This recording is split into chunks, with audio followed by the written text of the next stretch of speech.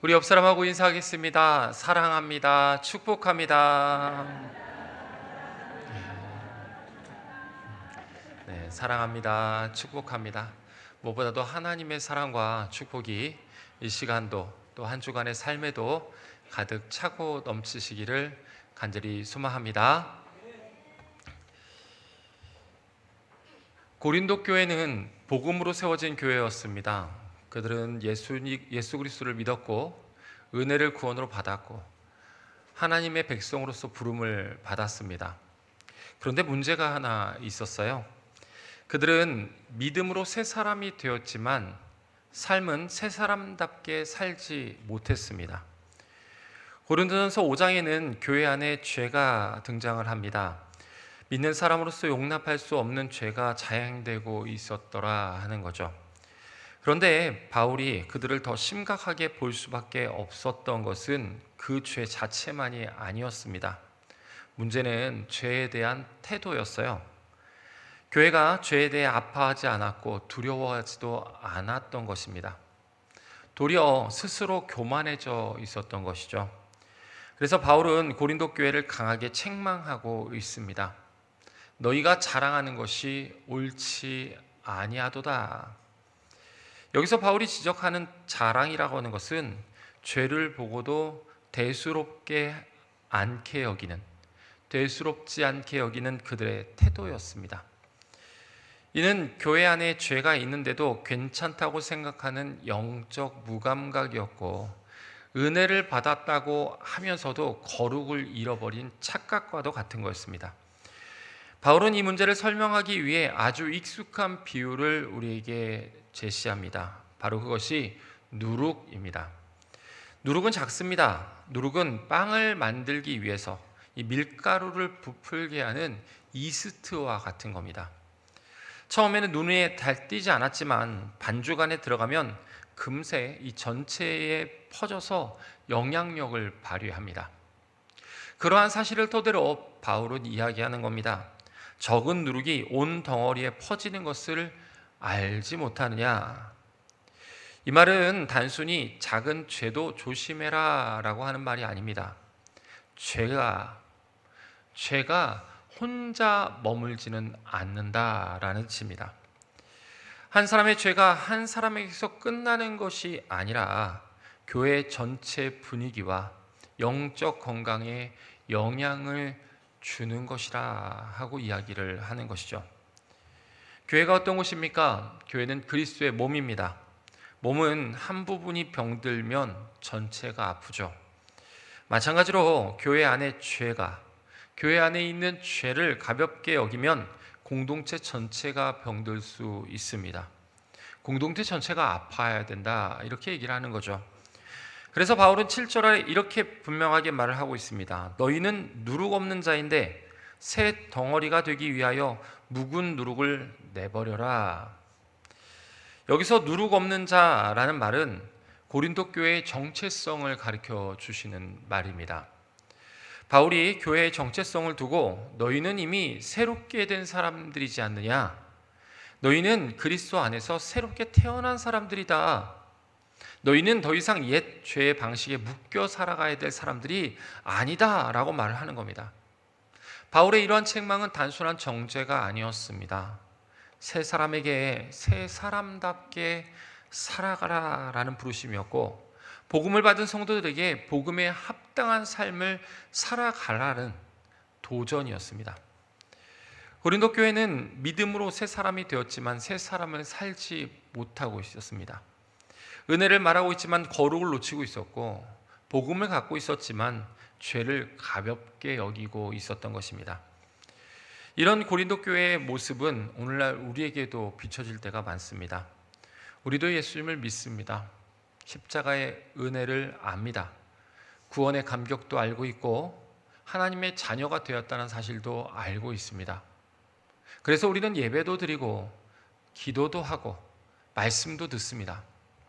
그런데 정작 삶의 자리로 돌아가서 보면 여전히 옛 모습이 남아있을 때가 많지 않습니까? 믿음은 생겼는데 말투는 그대로일 때가 있고 은혜는 받았는데 마음의 습관은 바뀌지 않을 때가 있습니다. 예배당에서는 아멘 이렇게 화답을 하고 있지만 가정에서는 여전히 날카로운 말이 오가고 있을 때도 있고, 교회에서는 웃으며 인사하지만 마음속에서는 오래된 서운함과 미움이 그대로 남아있을 때가 있습니다. 우리는 이러한 죄를 대수롭게 생각하지 않고 쉽게 지나치더라 하는 거죠. 이 정도를 꼭 죄라고 해야 되나? 다들 이렇게 산 거 아닌가? 내가 그렇게 큰 잘못을 한 것도 아니잖아. 나도 살다 보니까 삶에 익숙해져서 그런 거지. 이렇게 스스로를 이해하고 합리화하고 넘어갈 때가 많더라 하는 겁니다. 그러나 오늘 말씀에서는 이 작은 누룩이 온 덩어리에 퍼지듯이 작아 보이는 죄도 우리의 삶에 조용히 퍼진다라고 말을 합니다. 예를 들면 이런 거예요. 처음에는 작은 불평뿐이었습니다. 그런데 시간이 지나니까 내 안에 있는 감사가 사라지는 거예요. 처음에는 그저 작은 서운함이었습니다. 그런데 시간이 지나면서 마음에 담이 되는 겁니다. 처음에는 작은 말 한마디였어요. 그런데 그 말이 가정의 분위기를 자꾸 차갑게 만드는 겁니다. 처음에는 그저 작은 판단이었을 뿐입니다. 그런데 어느새 사람이 있는 그 사람 있는 그대로의 모습을 보지 못하고 편견의 눈, 비판으로 바라보고 있더라 하는 겁니다. 특히 장년의 삶이라는 것이 참 오래된 것이 많은 것 같습니다. 오래 지체되어 온 습관, 오래된 상처, 오래된 관계, 또 오래된 방식이 있고 그에 따른 오래된 고집, 오래된 자기 확신도 있습니다. 그래서 때로는 그냥 그것이 내 삶의 일부인 양, 삶의 전부인 양 받아들이기도 합니다. 나는 원래 그런 사람이었잖아. 이 나이에 사람이 바뀌면 얼마나 바뀔 수 있겠어? 평생 이렇게 살아왔는데 이거 바꾸는 게 쉬운 일인가? 그렇게 생각할 수 있습니다. 그럴 수도 있어요. 하지만 여러분, 우리는 분명하게 기억해야 됩니다. 변화라고 하는 그것은 나는 안 돼도 예수님의 복음에 붙잡힐 때 하나님이 하시면 나이가 젊던 나이가 들던 우리도 새롭게 시작할 수 있다라는 것입니다. 은혜는 과거의 죄만 용서하는 게 아닙니다. 오늘의 삶도 변화시키는 능력이 은혜입니다. 그래서 십자가의 능력이라고 하는 것은 우리가 생각하는 것보다 더 큽니다. 단지 천국 가게 하는 표만이 아니라 오늘 이 땅에서 새 사람답게 살게 하는 능력이 바로 십자가의 능력입니다. 우리의 문제라고 하는 것은 변화될 수 없다는 데 있는 것이 아닙니다. 변화되기를 포기하는 데 있는 게 진짜 문제인 겁니다. 우리의 문제는 연약함도 아닙니다. 우리는 그 연약함 너무 익숙하게 그저 품고 살아가는데, 나는 원래 그랬으니까 하고 품고 살아가는데 그것이 문제가 되는 것입니다. 그래서 우리의 진짜 문제를 정리하자면 죄가 있다는 데 붙들리는 것이 아니라 그 죄를 아파하지 않고 대수롭게 여기지 않고 그 죄로부터 변화되지 않으려는 데 진짜 문제는 있는 것입니다. 가정을 한번 보십시오. 부부 사이에 사랑 없는 거 아닙니다. 서로 많이 알고 있다고 생각하고 이 정도쯤이면 이해하겠지 넘어가는 게 생각보다 많습니다. 그래서 가끔은 서로를 대하면서 말이 거칠어지기도 하고요. 서로를 귀하게 여기는 마음은 있는데 표현이 사라지기도 합니다. 미안하다는 말 한마디를 해야 되는데 자존심 때문에 미룰 때도 많고요. 고맙다는 말 한마디가 분위기를 바꿀 수 있는데도 불구하고 그저 익숙하다는 이유로 생략할 때도 많습니다.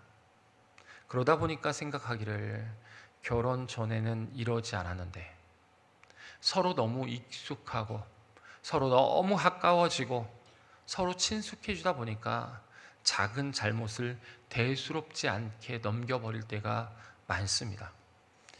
자녀와의 관계도 그렇지 않습니까? 자녀를 사랑하지 않는 부모는 없습니다.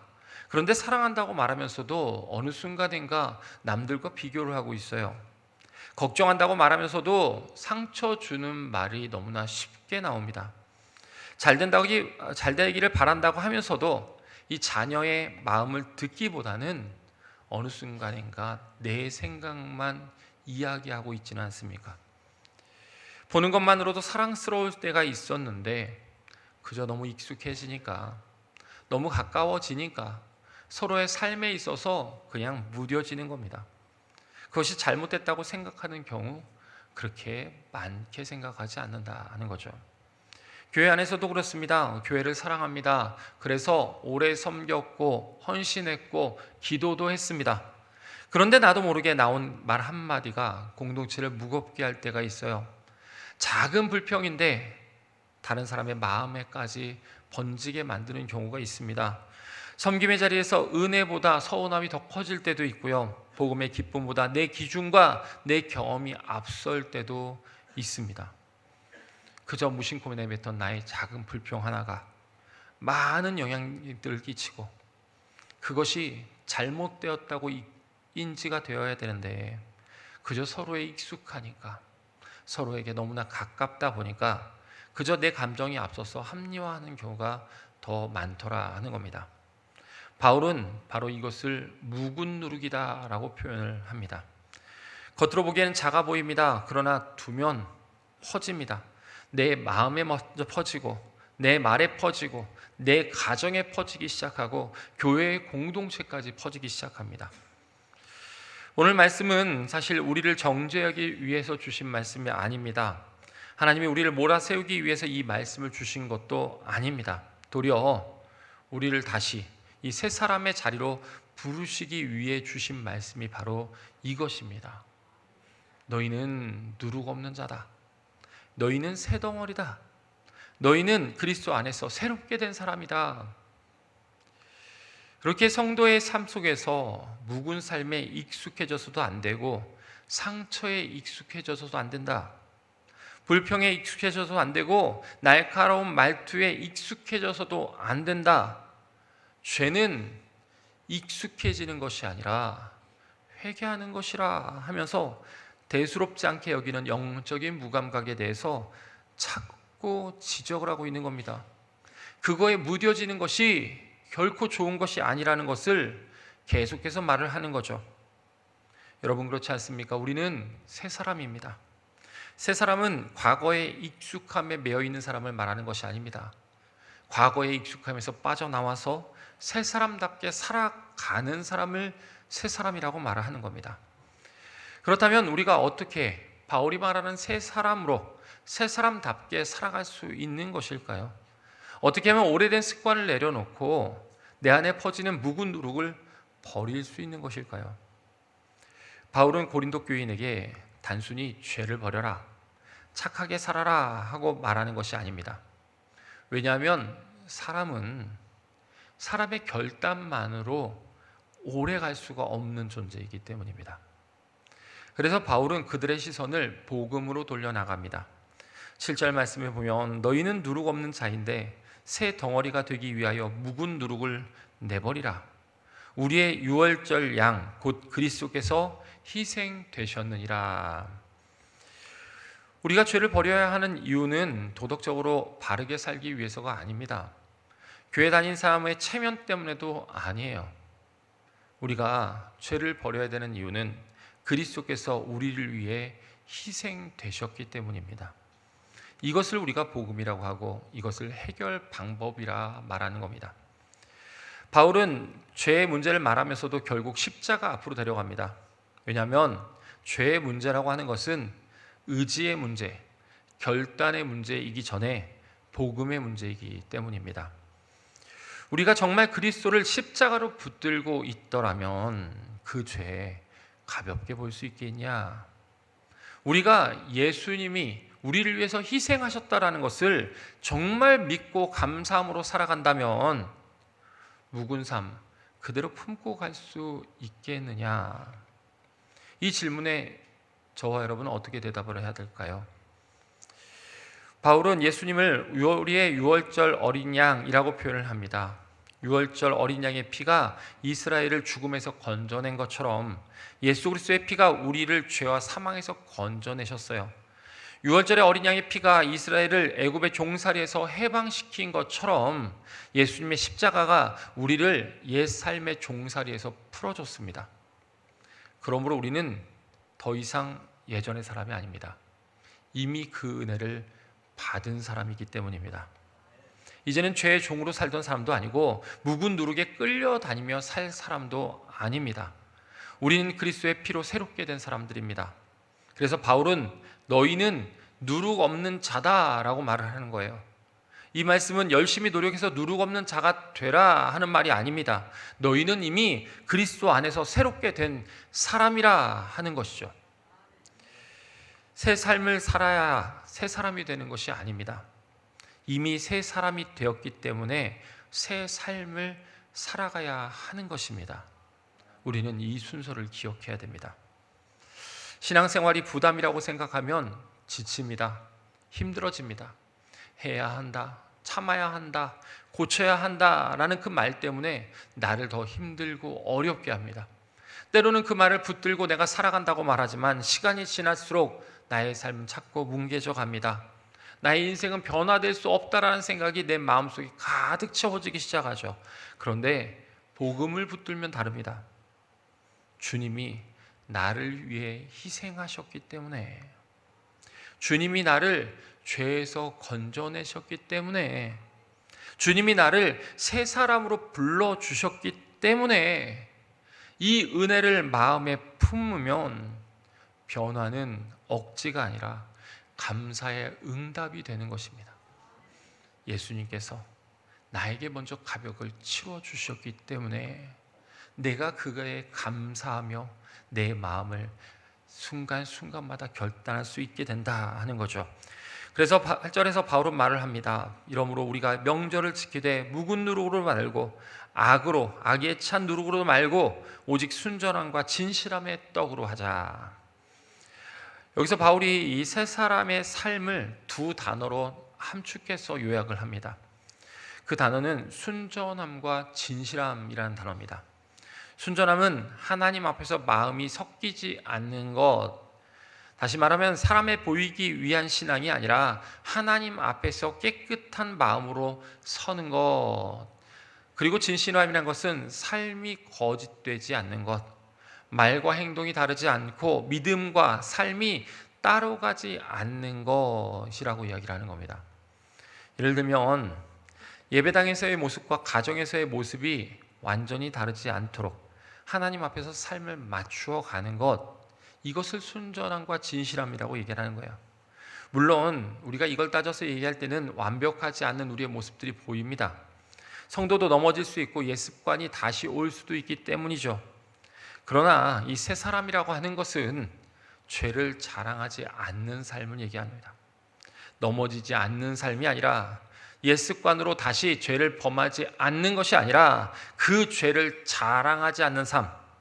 그래서 이 죄를 합리화하지 않고 넘어졌을 때도 다시 십자가 앞으로 나가는 삶을 새로운 삶이라 말하는 겁니다. 고린도 교회가 회복될 수 있던 길은 유일하게 하나, 문제를 덮는 데 있던 것이 아닙니다. 그들이 다시 붙들어야 될 이 복음을 붙드는 데 있는 겁니다. 그리스도께서 우리를 위해 희생되셨다.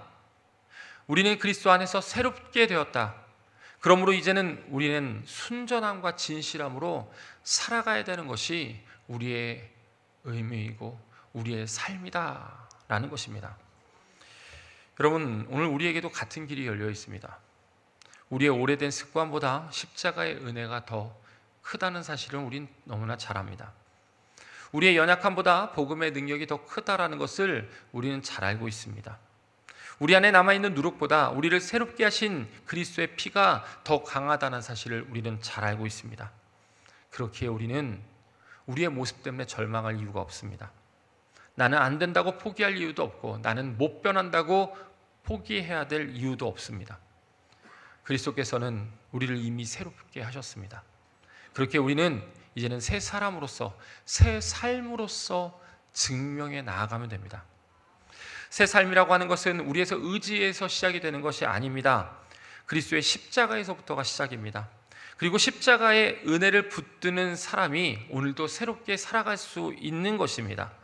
예수님께서 마태복음 5장 16절을 통해서 이렇게 말씀하셨습니다. 이같이 너희 빛이 사람 앞에 비치게 하여 그들로 너희 착한 행실을 보고 하늘에 계신 너희 아버지께 영광을 돌리게 하라. 여러분, 믿음이라는 거 마음 안에만 있으면 안 됩니다. 마음 밖으로도 나와야 됩니다. 은혜라는 거 눈에 보이지는 않지만 은혜 받은 사람의 말을 보면, 은혜 받은 사람의 태도를 보면, 은혜 받은 사람의 삶을 보면 그 은혜가 보입니다. 복음 또한 마찬가지입니다. 복음 마음으로 믿는 거지만 그 복음의 능력이 삶으로 드러날 때 우리는 그 복음을 눈으로 볼 수 있는 것입니다. 그런 의미에서 새 사람이라고 하는 것은 새로운 삶, 새 삶을 통해서 증명되는 것입니다. 새 삶은 거창한 자리에서 시작되는 게 아닙니다. 사람들이 알아주는 큰 일에서만 드러나는 거 아닙니다. 새 삶이라고 하는 것은 가장 가까운 자리에서부터 시작하면 됩니다. 내 작은 말, 내 작은 태도, 내 가정과 관계 속에서 시작을 하는 겁니다. 순전함과 진실함, 이 말은 단지 예배당에서만 필요한 것이 아닙니다. 집에서도 필요하고, 부부 사이에서도 필요하고, 자녀 앞에서도 필요하고, 성도와 성도 사이에서도 필요한 것입니다. 그렇다면 순전함과 진실함이라고 하는 것은 우리의 삶 가운데 무엇으로 드러나야 되겠습니까? 첫째로는 우리가 입으로 하는 말에서 드러나야 됩니다. 말은 작아 보이지만 사람의 마음을 살리기도 하고 무너뜨리기도 합니다. 가정에서 무심코 던진 말 한마디가 하루의 분위기를 바뀌고, 교회 안에서 쉽게 꺼낸 말 한마디가 누군가의 마음에 오래 남습니다. 나는 그냥 한 말인데 듣는 사람에게는 상처가 될 수도 있고요. 나는 사실을 말했다고 하지만 그 안에 사랑이 없을 때 그 사람을 세우는 것이 아니라 도리어 무너뜨리는 게 되는 것입니다. 그렇게 새 사람은 말을 함부로 사용하면 안 됩니다. 복음을 받은 사람은 말로 사람을 무너뜨리는 사람이 아니라 말로 사람을 세우는 사람이 되어야 됩니다. 순전하고 진실한 말은 거친 말을 말하는 게 아닙니다. 사랑 안에서 정직한 말을 하고 상대방의 마음을 생각하며 하는 말이 바로 순전하고 진실한 말입니다. 어찌 보면 하나님 앞에서 부끄럽지 않은 말을 의미하는 것이기도 합니다. 그렇게 우리는 오늘부터 말 한마디를 바꾸어 갈 수 있기를 바랍니다. 비판하려던 말 한마디 기도로 바꿔보고, 상처 주려는 말 한마디 위로의 말로 바꿔보고, 불평하려다는 그 말 한마디 감사로 바꿀 수 있길 바랍니다. 작은 말의 변화는 가정과 교회와 직장과 모든 사회와 그리고 나와 함께하는 모든 이들의 분위기를 바꿉니다. 말 한마디의 변화가 만들어내는 기적이라 하는 겁니다. 둘째로는 순전함과 진실함은 관계에서 드러납니다. 신앙은 하나님과의 관계에서 시작되지만 사람과의 관계에서 회복되는 것입니다. 사람과의 관계를 통해서 확인되는 것이고, 사람과의 관계를 통해서 내 신앙의 가치가 증명되는 것입니다. 우리가 하나님을 사랑한다고 말하면서 사람을 함부로 대한다면 정말 그것이 하나님을 사랑하는 것이겠습니까? 은혜를 받았다고 말하면서 오래된 미움과 서운함 속에 계속 살아간다고 한다면 정말 그것이 내가 하나님을 믿는 복음 안에서 살아가는 것이겠습니까? 관계라는 거 쉽지는 않습니다. 오래 살수록 상처도 많고 기억도 많고 서운함도 많습니다. 그러나 성도는 내 감정이 기준이 되는 것이 아니라 십자가가 기준이 되어야 됩니다. 예수님은 우리가 용서받을 자격이 있어서 용서하신 게 아닙니다. 우리가 사랑받을 만해서 사랑하신 것도 아닙니다. 우리가 아직 죄인 되었을 때 그리스도께서 우리를 위해서 죽으셨습니다. 그 이유는 단지 우리를 사랑한다 하는 그 단 한 가지의 이유, 그 은혜를 베풀어 주신 것입니다. 그 은혜를 받은 사람이라면 우리도 관계 속에서 복음의 길을 택해야 됩니다. 상대방의 수준이나 상대방이 갖고 있는 지식이나 감정을 보지 말고 예수님께서 나를 먼저 그렇게 희생하셨기 때문에, 예수님께서 나를 위해서 먼저 희생하셨고 나에게 베풀어 주신 은혜가 있기 때문에 그들의 모습을 은혜로 덮을 줄 아는 것이 바로 복음의 사람인 것입니다. 순전함과 진실함, 상처를 억지로 덮으라는 말 아닙니다. 모든 사람과 아무 일 없었던 것처럼 지내라는 뜻도 아닙니다. 다만 내 마음이 미움이 주인이 되지 않도록, 내 마음 가운데 서운함이 나를 지배하지 않도록, 오래된 감정이 내 신앙을 끌고 가지 않도록 나를 붙들어주고 붙잡아 주는 것입니다. 세 사람은 관계 속에서 복음을 드러냅니다. 먼저 사과할 수 있어요. 먼저 손 내밀 수 있습니다. 먼저 기도할 수 있습니다. 때로는 무엇인가를 말하지 않는 것이 순전함이 될 때도 있고, 때로는 따뜻하게 말하는 것이 진실함이 될 수 있습니다. 하나님은 우리의 삶 속에서 세 사람은 관계를 통해서 사람들을 맺어가길 원하십니다. 우리의 감정적인 관계가 아니라 하나님께서 주셨던 십자가의 관계, 은혜의 관계를 통해서 서로의 사람의 역량, 사람과 사람의 관계를 맺어가시기 원하신다 하는 겁니다. 셋째로는 순전함과 진실함은 교회를 세우는 태도에서 드러납니다. 고린도 교회의 문제는 한 사람의 죄만이 아니었습니다. 공동체가 그것을 너무나 가볍게 여기고 있던 태도가 문제였습니다. 이렇게 우리는 오늘도 우리 스스로에게 물을 수 있어야 됩니다. 내가 지금 하는 것이, 내가 지금 하고 있는 이 행동이 교회를 세우는 것인가? 아니면 교회를 무겁게 만드는 것인가? 내가 지금 하는 말 한마디가 복음의 기쁨을 퍼뜨리는 것인가? 아니면 불평의 누룩을 퍼뜨리고 있는 것인가? 교회를 사랑한다고 하는 건 교회가 내 뜻대로 되어야 한다라는 말이 아닙니다. 교회를 사랑한다고 하는 것은 그리스도의 몸된 공동체가 건강하게 설 수 있도록 그 건강함을 위해서 나를 낮추어가는 것입니다. 내 경험이 중요해도 복음보다 앞서면 안 됩니다. 내 생각이 있어도 공동체의 덕을 무너뜨리는 일이 돼서는 안 됩니다. 내 감정이 소중해도 교회의 분위기를 지배해서는 안 됩니다. 순전함과 진실함, 뭔가 큰 대단한 것을 만드는 것이 아닙니다. 그저 귀하게 여겨주는 것, 내가 드리는 예배를, 내가 하는 봉사를, 나와 함께 있는 모든 이들을 귀하게 여겨주는 것, 또 우리가 우리 한 몸 된 지체로서 하나님을 따라가는 우리의 신앙을 함부로 판단하지 않는 것, 그리고 또 부정적이고 불행하고 낙심하는 말을 옮기지 않는 것, 그저 보이지 않는 자리에서 충성하고 서운함이 있어도 기도로 풀어내고 내가 드러내지 않아도 교회가 세워지는 것을 기뻐하는 사람, 이것이 바로 복음의 능력이라 하는 것입니다. 우리의 삶을 통해서 우리는 이 복음의 능력을 전해야 됩니다. 복음은 내 성격을 합리화하는 게 아니라 내 성격까지 주님 앞에 내려놓게 하는 겁니다. 복음은 내 상처를 무기로 삼는 것이 아니라 그 상처를 은혜 안에서 다룰 수 있도록 이끌어가는 것입니다. 복음은 나를 옳은 사람으로 세우는 것이 아니라 주님 앞에서 진실한 사람으로 세워 나가는 것입니다. 오늘 우리는 완벽한 삶을 결단하려고 하는 것이 아닙니다. 도리어 완벽해지겠다고 결단한다고 한다면 우리는 인간적인 마음에 금방 지치고 말 것입니다. 우리가 붙들어야 될 것은 완벽함이 아니라 방향이에요.